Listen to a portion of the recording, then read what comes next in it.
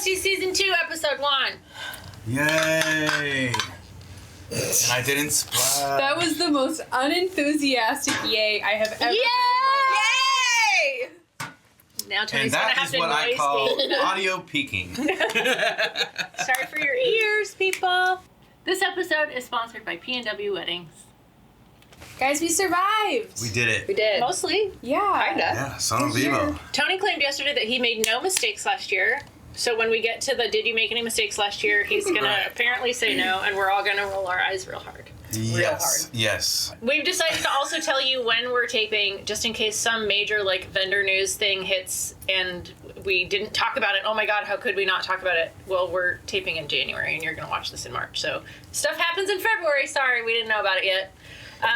We are going to do a brief chat about last year, wedding season, how that went for us, what we learned. Hopefully lots. Go from We there. learned so many things. Maybe. I learned a lot of things. I talked briefly on our train wreck episode about a particular wedding that was just really hard for me, and there were a lot of challenges. I mean, we all had train wrecks, but this was my most recent one. And I updated so many things in my contract, and I made a lot of shifts in what I offer last year based purely on my experiences. And last year, I think around this time, it might have been a little later, is when I went from offering any kind of coordination package to all I offer is full planning and event management.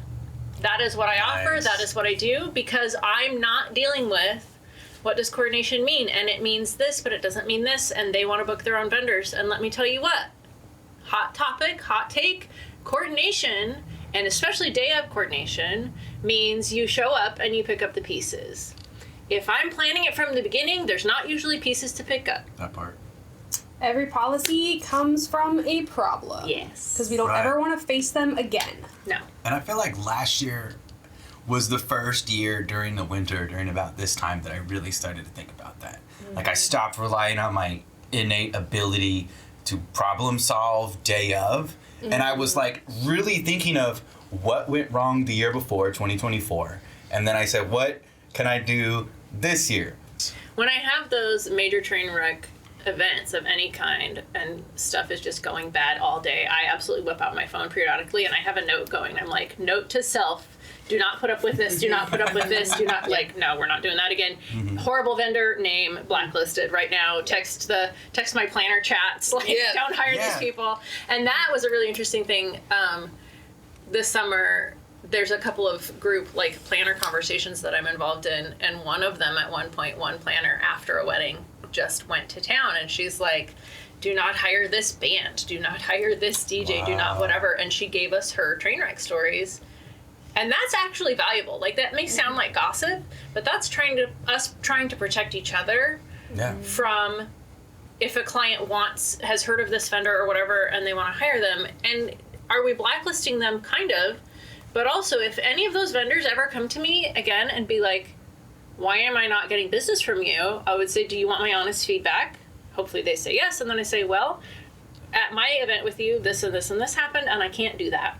Right. And then I've also heard similar kinds of things happen with my peers. But For us, it's a level of discernment. Absolutely. Right. At a planner level, we have to be so discerning, and for not only for our clients, but for our community. I think it's also really important to note that we act like that with ourselves too. We hold ourselves to those same standards. So when we are sitting here and talking about creating events and creating experiences for our customers, that also applies to how we treat our own businesses. Mm-hmm. I think one of the biggest lessons I learned this year is you can come up against the same challenge over and over and over and over again, but you can't say you actually learned from it until you change your behavior or you change the systems that are causing that or the patterns that are causing that to keep coming up. Yeah. It doesn't matter how many times you trip over the same rock, you haven't learned from it until you sidestep it. Absolutely. Yeah. Or pick it up. And it's or do something about it. It has to just change. Into dust. But you talk about blacklisting, and we're not blacklisting in the sense that we want to like kick people out for no reason. These are the standards that we hold for our businesses. And so if other vendors aren't holding those same standards, accountability needs to take place. Exactly. One, for the industry. Yes. One for two, for our couples. Yeah. And three, for ourselves, because I every time I level up one of my expectations for a venue or a vendor that I'm working with, I have that same expectation for myself. Right. And it just makes everything better. Yeah. When you surround yourself with people that are high level, high producing, high standards, etc., unless you're an idiot, you're gonna naturally start to grow. Mm-hmm. I mean, unless you actively fight it, right? Once you're the biggest guy at the gym, it's time to go find a new gym. Yes. And that applies across Not that the I board. spend any time in gyms, but yes. Regardless, when you are really trying to take your craft seriously, it is really important to not do so in an isolated bubble. You know, like my biggest achievement this year was to like keep calm. I think I was Calm and carry I think on. I was way more like confident at each gig. I knew what I was getting into, and I knew like the product that I needed to produce. I was super stoked at the beginning of the year when we all started working together. We had so much momentum and we spent so much time looking ahead and trying to problem solve ahead of the season and set ourselves up just like we're talking about doing now. And the first half of my year was going great, and then my house flooded and I just completely lost it. I was out of work for like 5 weeks, and then I didn't book out during that time really, so I pretty much the second half of the year was barely working. And it put me in the scariest financial position I've ever been in my life, and I could not recover from that stress. And the hit my business took was so scary. And so I think the most important lesson that I learned from going through that and like coming out the other side was that if I'm not doing everything I can to make sure there's no squeaky wheels, there's no bottlenecks, the systems are smooth, I am taking care of myself, I am really at the mercy of like whatever life throws at me. And I can't control a lot, but I gotta be so locked in because stuff happens. Stuff's always gonna happen. Life is always gonna throw you curveballs. And when you're a solo entrepreneur, there's just no wiggle room if you can't step up to the plate and do the job that you're selling, you know, because you are your own job. Yeah. So it was a huge reality check for me. That I was like, okay, if I'm gonna keep doing this, like how can I safeguard the things that I do control so that whatever life throws at me, we can roll with those punches. Well, that's huge. I mean, I finally in the last 10 to maybe 15 years have come to the mindset of awful things are going to happen given at any moment something absolutely crazy like COVID. Like, literally anything could happen. Yeah, stuff just keeps happening. And I can only control the people yelling in the corridor. We can't control that. So if I, myself, all of us, every vendor everywhere, if you are taking care of your house and all of your things so that you're controlling your controllables, if some crazy comet comes and crashes out, can you still carry on if you're alive? Right. The weak points in my systems and the places where my time management wasn't great, or I would make excuses for the challenges that I have that I just couldn't figure out how to get over, those were the places where things broke. Mm-hmm. And when I was already stressed and things were already really intense, I did not have the capacity to work through those challenges. Right. So it really becomes clear that being able to support yourself running your own business is a privilege, genuinely. Yeah. And some of us are sort of stuck in that privilege at the same time. And you don't really have the luxury of making those same excuses and running into those same problems and not doing anything about them. Yeah, and also like not trying to operate on baseline is huge, because there will never be a time when all your emails are answered, all your household problems, your dishwasher, your washing machine, the plumbing freezes, all these things. There will never not be a time when none of that is going on. And I think at times what stresses me out is I feel like I'll be at baseline. All my editing's done. Just next week after I get this done. And then I get another job and I have more editing. Living in the future. And it's just like, and it's like there'll never be a time. The future may not exist. Yeah, and so if your expectation is baseline, you're gonna be Behind. It was a tough lesson to learn. There was a night when I was sitting here in the studio with Tony, and I was like, dude, I'm gonna quit. I literally was like, I'm going to quit. And he's like, this is like the third time you've said that. He gave me some really good advice. He's like, you know where things aren't working. So if you're about to throw the whole thing away, why not throw away the pieces that aren't working? Yeah. Ooh. I did that. Somebody write that down. Don't be afraid to change everything because you're at the point where it's dead anyway. Yep. And that was a wake-up call. It was like, okay. But that doesn't just mean, let me write new contracts. Right. That means, where do I, Where as an have I individual broken human, the system? need to level up? Yeah, with artistic-based businesses Comes great like responsibility. cake and video. It's often hard to think of it as a business, and I think a lot of people like don't see it in that way either. But like every step you take has to be towards the profit, and I think we get in these loops, and we're like still in the art side of it. Yeah. And we got to like step out of that. And I think a great topic for this season is you're an amazing artist at what you do, and you're terrible at running a business. Yeah. And what do you do with that? Well, Yeah, most of us know what to do, but then actually taking the time to do it when you are working full-time in your business, I think makes it very easy to be avoidant of working on your business because Yes. you always have an excuse. You always have something more important. You always have something demanding your time. So it becomes very easy to put off the things that are scary to address for whatever reason, whatever they are. Well, also when you're a mom, when you own animals, when you do other things, when you have other titles, If you have a partner that Of has life. expectations. right? Like, shit gets in the way.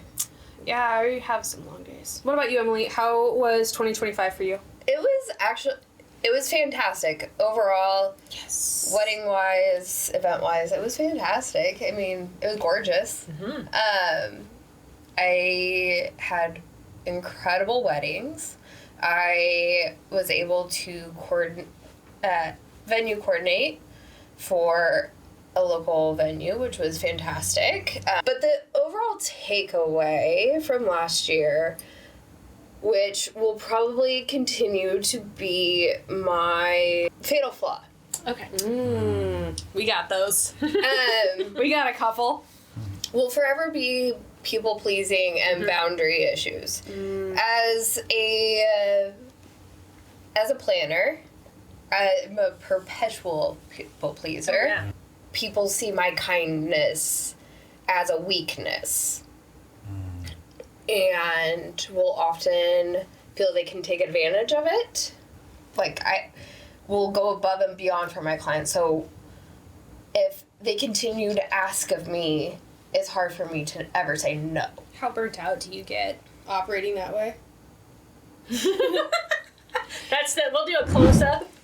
Well, so, okay, I do want to, challenge this, because this is really what I feel like I was just getting to, is you just said the phrase, this will forever be my fatal flaw. And I think it's totally fair and valid and honest for us to look at these areas where we consistently struggle to I'm not overcome one of saying- those challenges. Yes. It's something I'm forever working on as well. Yes, That's what we want. that's the language. Yeah. And I know that it might seem nitpicky, but this is what I do in this It group. is. I say that because my husband says it will be the thing that kills me one day. I mean, I'm going to fall down some stairs, but you do you. Yeah. I really think it's important that when we are writing our identities within ourselves, that the first step to actually making those behavioral changes that you know you're constantly tripping over. I at least admit that I know that it is a flaw of mine. Yeah. Yeah, These are language. cooking. This is bars. Yeah, does it have to... maybe that's going to be the thing that I say is it in always the sense hardest. that, like, authors use it for, like, a main character or for a character. I'm just going to say this. But I don't know. But I am actively working on it and yeah, you are. instilling boundaries, whether that's in contracts or otherwise, I'll say this. You cannot hang out with Marisa for too long and not learn boundaries. and not start learning about boundaries. Correct. Yeah. You cannot start a podcast and with your best friends and not start learning boundaries. That's true. That part. No, literally learning to say no is a muscle. You have to squeeze it, you have to work it, Yeah. and literally every time you say no, it gets easier, I swear to you. With that too, my family, my husband and my daughter are a huge piece of this, and being in a niche market comes with this too, and I've learned in and of myself with my business that I really don't want that many weddings. Right. Like, There's a I don't boundary need right it. there. Deciding what fully booked looks like Yeah. is absolutely the first step. And how many years have I been preaching this even before Yeah. the podcast? Like Like, How last summer much and this better year? are those weddings going to be? And Because you have they're- so much more of yourself to give. Right. True. And they're so gorgeous and they're so magical and they're so intentional. yes, that. So intentional. Every one of my clients this year, this is the first year, and if you're watching this and you're one of my previous clients, don't assume that I don't like you. We love you. This is the first year where I'm legit excited about every single wedding. Yeah. And I didn't take But any it's of not them. personal, guys. No, and I didn't take any of them because I felt like I had to because I needed the money. That part. And part of that is that I've also created this rental business that I now can predict a certain level of income that's going to come from that. But the shit could hit the fan and I could not get any rentals. It's unlikely because I've built what I've built. But knowing that I'm going to have a cushion from that makes me a lot more discerning when people inquire with me.